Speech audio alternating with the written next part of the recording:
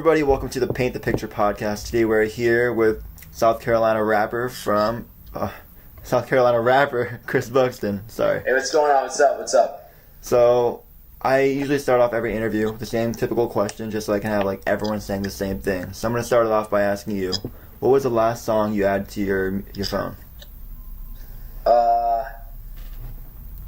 Honestly, because Extentation today, Yeah. I added I Don't Want to Do This Anymore. Gotcha, yeah. So, Yeah. rest in peace. Yeah, it's really sad what happened today. Like, I think it's almost like hard to like even grasp that it actually happened. Yeah. You know? I feel like It's surreal. Just it's crazy, especially because how young he was. It's like so hard to like comprehend, you know. Yeah, definitely. Okay, so let's try to get to a happier note. Let's talk more about you. Of course. And tell me a little about yourself, man. I'm Chris Buxton. I'm from Rockville, South Carolina, like you said. I come from like a musically inclined family. My uncles used to sing for Harry Belafonte. Oh, shit. I had a couple of my uncles and aunts sing in the choir at the church, and they used to have their own bands back in the day. Like, and then my uncle, he does Broadway in New York right now. He's performing a lot of the production, been to the Tony Awards and stuff. So like, my parents, they both like they do good in their jobs. Yeah. But I just wanted to go a different route. I wanted to do something in the arts instead of just like what they wanted me to do. So they support me 100%. Yeah, that's awesome. So have you been able to leverage like those connections that they may have for your own music?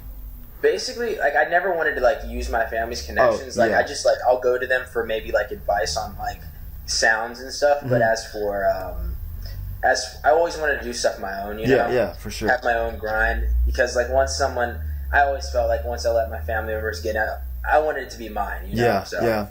I definitely can understand that. And it's kind of like you want to be able to go look at yourself like 10 years from now, like, okay, I did this on my own. Like, I didn't have to like have any shortcuts by any means. Yeah, it's crazy. Sure. You actually have achieved so much at this point in your career already, you know? Yeah. A couple songs, over like 300,000 plays on SoundCloud, and not even adding all the Spotify numbers. It's crazy. Yeah, of course. So when did you... we're just getting started too. So. I know, it's crazy. Yeah. So I wanted to backtrack a little bit. When did you first start making music?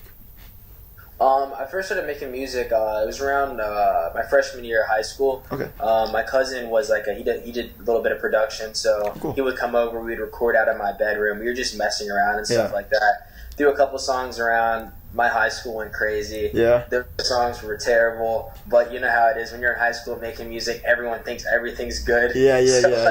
Everyone's like, yo. Oh, I should probably tell you, by the way, like my real name's not Chris Buxton, by the way. Yeah. Joshua Christopher Reed. I took my middle name, which is Christopher, and then I read a book. It was called Elijah from Buxton. I was like, sheesh, I'm taking that as my last name, and I threw it in there. Because I saw that on Twitter. I saw you posting some pictures of you when you were younger, and I saw that, and I was like, I was always wondering, like, why Chris Buxton? I was like, very odd, but okay, that's pretty cool. So, you were really good in soccer. Yeah, I mean, I was okay. I mean, I said MVP 2013, 2014. I was chilling. I was doing my thing.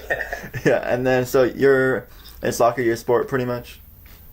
Yeah, like I used to coach a little bit. I don't play as much anymore, but I'm all into FIFA World Cup stuff, Euro Championship and stuff like that. So what do you think about the whole World Cup this year? I'm hoping Belgium wins. So but it's just weird because the United States isn't in it, so it's not televised as much. So so you gotta find your way through like the back channels of the internet to find it. Honestly, it's hard getting around there. No, yeah, for sure. So you're 22 years old. Yeah. And so you've been making music for the past like 8 years. Like you've been. I mean, it's been 8 years, but I haven't really didn't really start taking it serious until like I was 20. Okay. So for the past 2 years, you were like, okay, I actually want to pursue this, and you made that change from college into just focusing on music like 24/7. Yeah, for sure. Yeah. That's awesome. And how long did it take for you to finally start seeing like results from you putting it out, music? Well, it was kind of crazy because like I had a manager, Ryan Podgorski, and basically we were just putting stuff on SoundCloud. It was getting some traction, so I threw one of the songs, "Remember," on Spotify, and I didn't check Spotify for like 5 months. So I woke up in like June 2017, and we were like, "Yo, dude, like." Remember has over 250,000 plays. Oh my gosh, how is this even possible? Yeah. I was like, did Spotify get you on like a curated playlist or something? Yeah, wow, we got into Discover, like a couple Discover Weeklies, and then like some overseas New Music Fridays for it. So that's kind of what like started my stream count. But like the last couple years, I've just been like, kind of like since then, I've just been like just getting projects together, and I write for a couple other artists that are bigger, just to make money on the side. So definitely, yeah. And so you do like some features. I actually found you from your feature with Drake Chisholm. So that's my dude. Yeah, I actually did an interview with him like a couple of months back. So that's why he directed me your way. So it's pretty cool.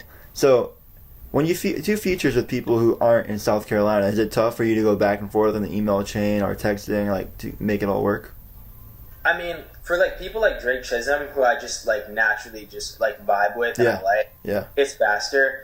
But like it is really difficult because like you get caught up in like you're trying to make your own music, doing your own projects, your team's trying to get stuff done, and then you got to go and make something for someone else, and it's just like trying to balance it all out. Yeah. So, but and you probably get. Wait, what? Sorry, you go. Oh, you go ahead, man. No.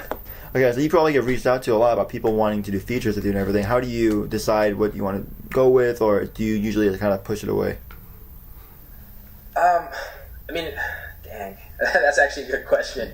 But yeah, it just depends. Like, it depends on the song. I'm always about like what the song sounds like. Yeah. Someone could have a great song, and if it's really good, then I'm gonna get on it, and I may not even charge. Yeah. I just like being a part of good like projects and stuff. Like the one song I was talking about was supposed to be released last Friday.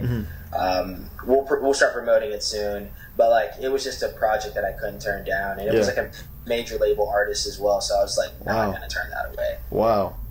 Yeah, that's gonna be big for you then. Yeah, I mean I mean anything and everything's good nowadays. You know, just trying to get your name out there. And so, I guess now you have your own established fan base, but are any of those kids from high school still rocking with you heavy? I mean, like, in my area, like, most of my high school friends, we still are in touch. Like, they're always supporting me, like, saying this and that. But like I said, like, I'm always just trying to expand the fan base. That's, like, I've used kind of, like, the last 2 years as my experimental phase of what I'm going to come. My next project's coming really soon, and it's probably going to be some of my best work. We've been working nonstop. We've been waiting for this moment because we're going to come with music videos, everything, the whole 9 yards. It's just, I just wanted to find my complete sound first. And find, because I feel like a lot of artists, they'll get stuck and make a certain sound, and then they'll keep repeating that same sound over every project and everything, and never find their true like ability. And it's okay to experiment. Like, it's okay for people not to like every song that you make, as long as you get to the point where you can make every song their favorite song. And that's what I'm trying to get to. Like, so, like, I'm just trying to expand my fan base. Definitely my high school friends still mess with me, my college friends. Some of my biggest fans. They're some of my, like, biggest supporters as well. So, like, I got to do it for them always. So, in a way, it's good that you have this time to kind of find your sound, experiment, because other times when you drop one song and you blow up, it's like, okay, I got to keep doing this over and over again, even if it's not necessarily what you enjoy, so to say. I feel like that's what happens to a lot of artists nowadays. So this upcoming project, you brought it up. I wasn't going to bring it up till later on in the podcast, but let's talk about it. So when do you think, what stages is it at right now? Basically, almost all the songs are written. We just got to record. We're recording all this week, all next week. We're probably going to have like a meeting and have everyone get down and sit down, and we're going to get our videographers and photographers ready. And we're just going to go on a full-on just plotting like the best way to market it, get everyone behind it, and just so we can, because I'm all about like the way I release. Like when it came to like Suburban Popstar, which is the project I dropped last year, our whole thing was not to like, it wasn't as much about the music as just as much as branding. And like I'm all about like the aesthetic when it comes to like a project, like having the rollout perfectly sit on people's minds. So like we're definitely going to be thinking about that a lot, is because like the rollout's nice, then people are going to be more inclined to listen to music. So that's how I look at it. Definitely. Okay, that's really exciting then. So you think it's probably, you're still writing right now, or you just finished the writing process, so within the next couple months you think it'll actually get dropped out? It should be out before September. I think it may even be out in August. Shoot. Like, if we go hard these next couple weeks, I'll probably, like I said, push the other song I have, Then I'll drop a Lucy in July just to keep fans over for a little bit. And then I'm gonna then we're gonna throw some videos out, drop the project, and we're just gonna keep going. So, do you think that's like one of the harder parts about having music or doing music is like you'll have songs in your vault ready to go, and you know like you don't want to wait too long where you're out of the mind of your fans, but at the same time you want to wait for the perfect moment? Is that like a hard time? Do you have a hard time picking and choosing? It's hard being patient. Patience is like the hardest thing about being an artist, because like I said, I have like 3 songs finished, and it's like, should I drop those as singles, or it's just knowing the perfect timing for release. Like, I believe in people just dropping to drop stuff, but at the same time, there is no underground rap there was like 2 or 3 years ago. I remember when I was in high school, we had the Cam Meekins and the Skizzy Mars. When G-Eazy was like coming up. That was kind of like the underground. Now, since because of Spotify and Apple, we're all on the same page. Everyone's fighting for that time to fighting for streams, you know? Like, there's no underground. There's just like streams. Like how Juice WRLD, kid from Chicago, just came out of nowhere, number 1 song in America. Like, that's what's happening. I know, and he's amazing. Like, it's crazy. But that's the thing. It's just like you're fighting for attention now. So like that's what I'm saying. Like, we're planning to get distribution, publicists, and everything around how we're doing stuff, because if we're gonna do something, I'd rather wait and have it come in as a boom than anything else. Because if you look at it, no one knew who Juice WRLD was before he got on Cam Bennett's. Or Cole Bennett's page. Cole Bennett released that video, took straight off. That's all it takes sometimes, man. Oh, I guess only Cole Bennett knew who he was, I guess. Cole Bennett's the man. Don't get me wrong. He's the man. No. He literally jumpstarts people's careers. Oh, of course. Single-handedly. But that's crazy. You mentioned Cam Meekins, G-Eazy, Skizzy Mars. I was in that same wave. Like, those are the people like I grew up like, oh, like these guys are gonna pop up. Like, I've been waiting for Cam Meekins to blow up for years now. I remember back in high school, I was like, yo, you guys are sleeping on it. I'm like talking to my friends in the car, listening to Better Days, and being like, yo, how are you not taking in this content? But no. But yeah, so that's one of those interesting things, like being able to see someone go from underground to mainstream, like G-Eazy has, which is kind of cool. Yeah, I mean that was a crazy come up. Not gonna lie. So who would you say is like your biggest musical influence? Oh man, this is crazy because like this has changed so much. Like if you would have asked me like 5 or 6 years ago, it's funny. Like I was like the biggest Skizzy Mars fan in high school. And like literally me and Skizzy, I text Skizzy all the time now. Like we're pretty tight. He like because I'm in his penthouse like group whatever. So I hear from Skizzy from time to time. He gives me advice and stuff. But like it's changed. Like I don't even listen to rap that much. So I listen to more like I mean if I want to talk about my inspiration going into my music, I'd be like the Kid Cudi's. I'm a huge Kanye, even though he's crazy, I'm a huge Kanye fan just because of the way he does things. When it comes to, I mean, this is crazy. Oh, Childish Gambino for sure. I love Posty. Posty knows what he's doing. Oh, 100%. Yeah, he's something else. Yeah, very good artist. That's like there's definitely some others out there, especially for rap genres, but I've just been listening to like a lot of like these new singers coming up right now. Like the Jeremy Zuckers, the Odies, Chelsea Cutler, stuff like that. You'll have to send me some of the stuff my way. I want to check it out. Oh, cool. Oh, I forgot Russ. Russ. Speaking of Russ, I was going to ask, like, when you right now you're planning for your project, have you ever thought like, oh shoot, maybe the project isn't the way to go, and try and go the Russ route? Because I know he did like one song every week, like, because that was something I've talked to other artists like about dropping music. They were like, okay, we can drop a project, or I'm probably just gonna do one song a week, and for 10 weeks it's the same as me dropping a project. Is that something that you think is still a good way of doing it nowadays, or? I think it's a genius route for certain artists. I think you know what I'm saying? Like, I almost look at everything like a sport. Like, some players can get away with doing some things that other players can't. Like, Ronaldo's gonna. I don't know if you watch. You've heard of Cristiano Ronaldo. Yeah, 100%. Yeah, athletic, structured like a god almost. Man, he can do stuff that other players can't. And I think that's kind of like the Russ situation. Like, I mean, Russ was like he always lets you know. Mixed, mastered, all that kind of stuff. But like, a little too had much. The time and the place to record 52 songs. Now, someone else may not have the time and like the resources to do that. So it's just about finding your niche market in this industry. I know some artists that drop an EP every 3 to 4 months. Yeah. That's what Blackbeard did for like the last 2.5 years, and he's popping. But like, it just depends on you as an artist, finding what works for you. And so, tell me a little bit more about your relationship with Skizzy Mars, because I kind of had a feeling you had a relationship with him. Like, I saw, like, out of all the people you retweet him a lot. So I'm like, okay, there must be something there. Oh, yeah. So, like, I was actually going to ask you if he was the artist that you have a collab coming out with. We don't have like any music coming together yet, but that doesn't mean that's not going to come down the road. We're all just like it's like me, Wade, Jetski, Skizzy. We're all just collectively like working on our own stuff right now. But like I said, Skizzy's a great guy. He's been through a lot, changed a lot. He's made better changes for himself. I mean, Skizzy came to me when like I was sitting, like when I dropped the OC, and like the guy reached out to me, and like coming from like a kid who bumped only Skizzy Mars in high school, and having like one of your idols at the time like text you and hit you up and saying, hey, I think you're dope, I want you to be a part of this. That's and crazy. Show nonstop love. It's crazy.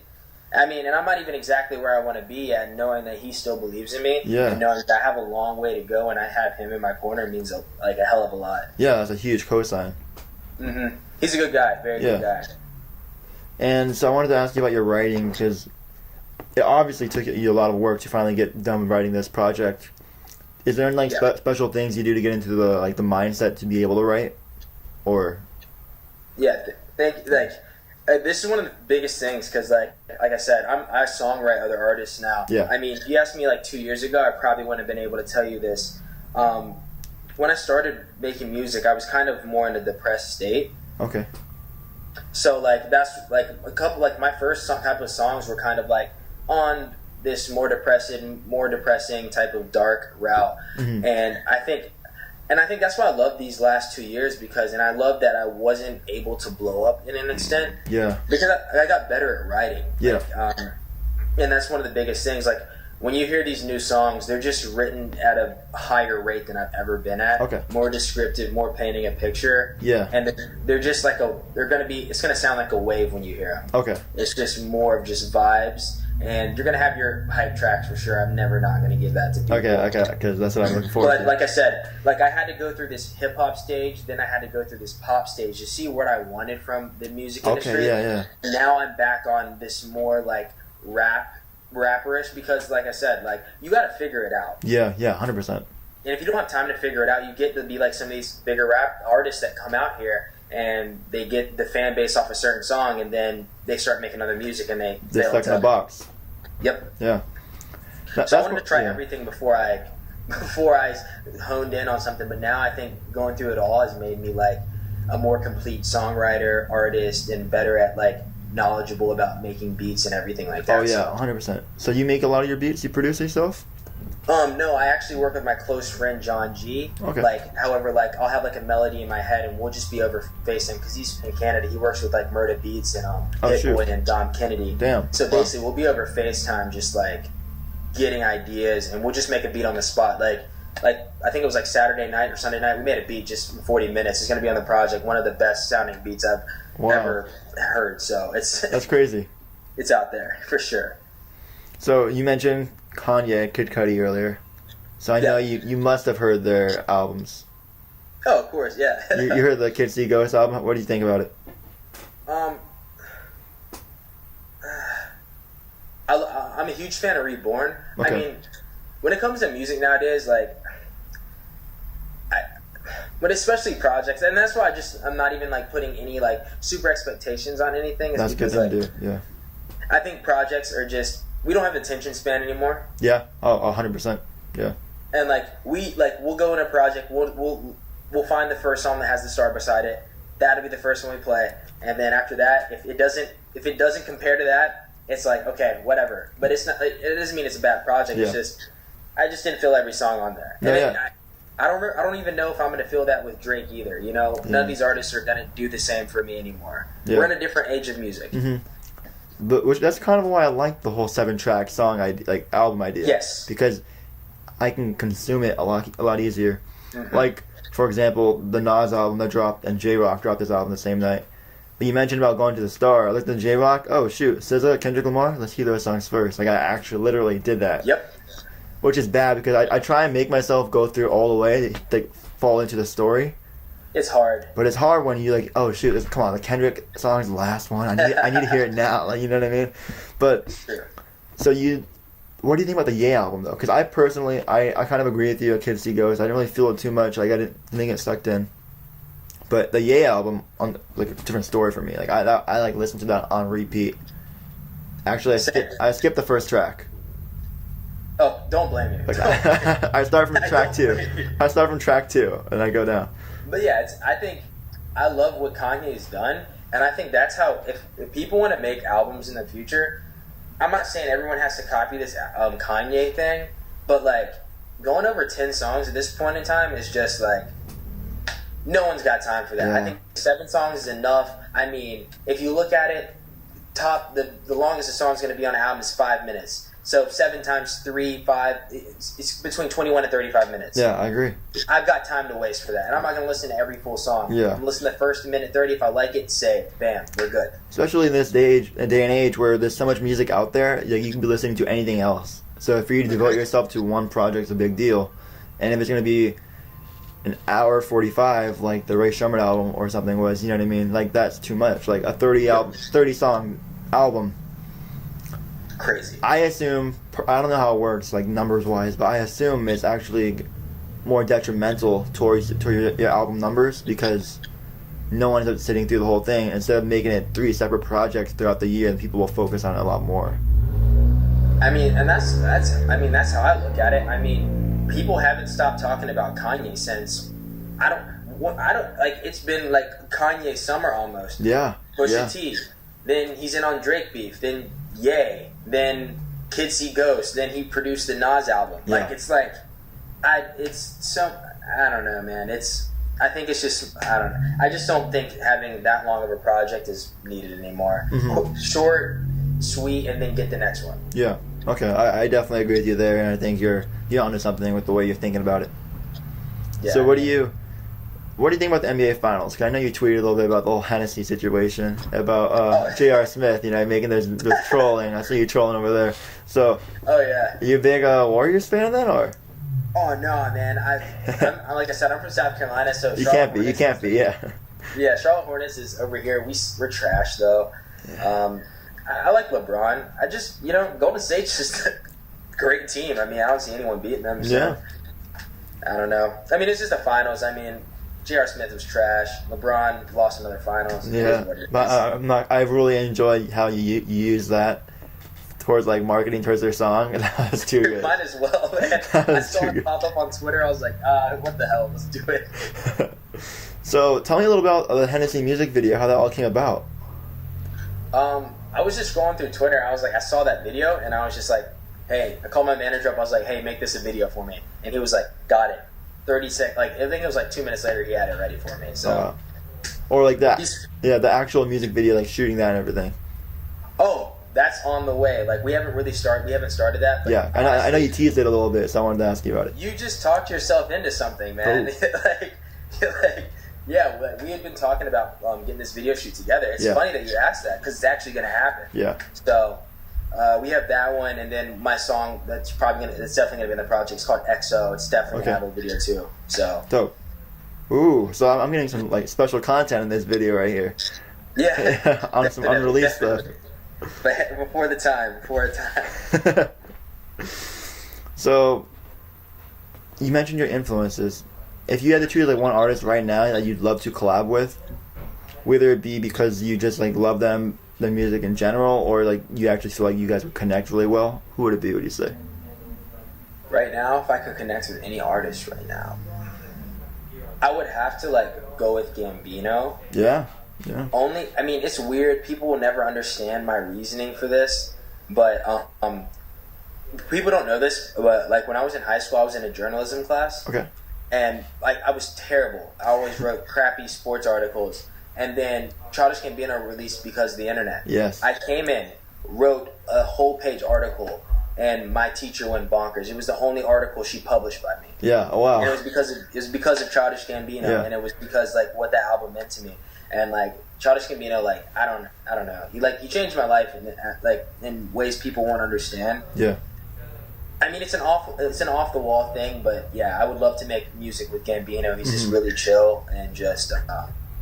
I feel like if I sat in the studio with him, like he would teach me more about just like finding the elements in the music more than I could find with anyone else. Yeah, I can feel that.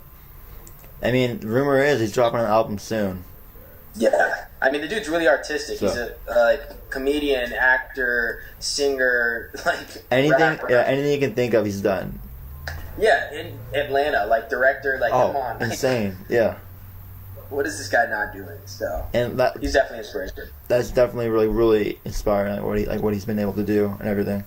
And I've seen some pictures of you performing live, some videos. So tell me about these live performances and like. What's it like being on stage? It's lit. Yeah. It's lit. Like, right now, we're just chilling right now. You come to a Chris Buxton concert, it's lit. Yeah. Like, I'm not going to lie to you, man. Like, when I hit that stage, like, right now I'll be, like, relaxed and calm and just having a good time. Just, like person to person. But when I'm on the stage, I turn into a whole different animal. I'm more of, like, really loud and just, like, there to, like, give people a reason to have a good time. Yeah. Because, I mean, I've been in some, like, because none of the shows I've done have been less than 300 people. Yeah. And when you perform, like, I never had a chance to perform in front of 50 people and have them, like, when you go in front of 300 people to 2,000 people, which I did at Breakaway Charlotte, it's like, you don't have, like, you're in a point where, like, you're trying to win people over. There's no time to just go on stage and be like, hey, guys, I'm Chris Buxton, what's going on? It's like, nah, like, I get on stage, I'm a superstar, I'm a rock star. For these 30 minutes to an hour I'm on stage, I'm going to make sure that when I leave this stage, that these people remember me. If they don't remember any specific song, they remember who that kid was on stage. And that's like how I go about it. Especially when it's not necessarily your concert. Like, you need to win them over. Like, that's your own job. So that's really cool you mentioned that. Yeah. I'm just all about, like, having a good time. And, if I'm going to put the work in to do the music, I'm going to put my 100% when I hit that stage. Yeah. I mean, it's only right. You know? For sure, 100%. So, I think last couple questions. Yeah, of course. Where do you see yourself by the end of 2018? I don't specifically know by the end of 2018, but what I can tell you is by 2019, I would say after 2019, you'll see everything that I have planned, and it'll all work out. Perfect. Okay. I'm not putting like a stamp on where I'll be because I'll never know where I'll be. I'll never know if like something happens where like I end up going and songwriting for one of the biggest artists in the world and just like doing that. But I'm telling you, I'm getting the right connections and getting into the right people behind the scenes. People always look at what's happening in the pictures on Instagram and this and that, but they never look behind the scenes to see what people are really doing. And that's where it counts, because if you have all the people and that your ducks counted behind the scene, then when you do come out with the right material, everything will be set for you. Definitely. All right. Well, so last question: do we have a title for your potential upcoming album? No, I would actually give this to you today because like you're awesome, man. I like talking to you. Thanks, man. Yeah. But yeah, I would. But you will be the first to know. Ooh, okay. I'm looking forward to it. That. I'm looking forward to it. Okay. One of the first people to know. I just want to know for my personal self. I won't talk about it, but I'm interested in knowing. Yeah, but once I find a title and have everything together, I'll make sure to get everything over to you sooner than everyone else. You'll get it early for sure. Oh, okay. I'm excited for this. Yeah, definitely. This is one of the perks of being able to host a podcast. Perks of being awesome, dude. Being like, like I've done several interviews before, and like you definitely like once you get your stage, man, you're gonna have to be good at it. You have a relaxed vibe. People are gonna mesh with you. Really easy. I mean, maybe just because I'm chilling on my chair, on my own desk, I can be really relaxed. But yeah, thanks, man. It really means a lot. I mean, you got to start somewhere. Gary Vee didn't start at the top. He had to work his way up. I know, man, dude. Like I watch his videos religiously. I bought his book actually. I've been reading it. Like he's a legend. He's a legend. I really hope he ends up buying the Jets like he always talks about wanting to do. I hope that's what he ends up doing. That'd be crazy. Of course, man. But, dude, I'm really excited for you. I'm looking forward to hearing all the new things coming out for you. Are there any artists I would know that you've written for so far? Actually, like I said, I've worked with a couple of good ones. Me and Loud Luxury, we worked on a couple songs. Okay. They're an EDM group. Yeah. They're based out. They just signed Armada Records. We were making some stuff last summer. Nothing came out. That's cool though. Who else have I done some stuff for? I've done some stuff for some other people, but like I said, when it comes to like the labels and stuff like that, I can't just really like throw stuff out there. 100%. But since, like I said, only reason I said Loud Luxury is because they weren't signed at first. Yeah. But they're really dope. But like I said, I have the feature coming out with an artist from UMG coming out, and once I start pushing, you'll see him. He's a really good artist. That's really sick. Yeah. Well, dude, it was great talking to you. Great having you on the Paint the Picture podcast. I look forward to hearing anything that comes out from you in the future. Thanks, man. And you want to have any last words you wanted to say to your fans? I would just say don't be afraid to take chances. Don't rush yourself to perfection. I feel like whenever you're doing something, it's okay to fail. And if the results aren't there in the beginning, don't get scared. Just get smarter and find ways and analyze yourself. Don't always search for people's help when. I think it's what I will tell people is that be self-aware and analyze yourself and find out what makes you different, and take those differences that you see between yourself and others and make those your strengths, because that's what's going to get you beyond your mental blocks and those scary moments in your life. Yeah. We're all here for a purpose, whatever religion or creed or whatever we believe in. And as long as we stay focused on what we want at the end of the day and believe in ourselves, we'll get there. Whether it's music, working a 9-to-5, podcasts like yourself, whatever it is. Mm-hmm. Just believe in yourself and understand that there are people out there that care a lot about you and that want to see you win. And just remember, like, you hold the key to your future, and just all you got to do is just step forward and take it. So, yeah, for sure. Yeah. Well, dude, once again, it's great having you on. Thank you so much, man. Yeah, this has been the Paint the Picture podcast. Chris Buxton, everyone. Make sure you tune in to whatever he has dropping off in the near future. All right, see you guys. See you, man.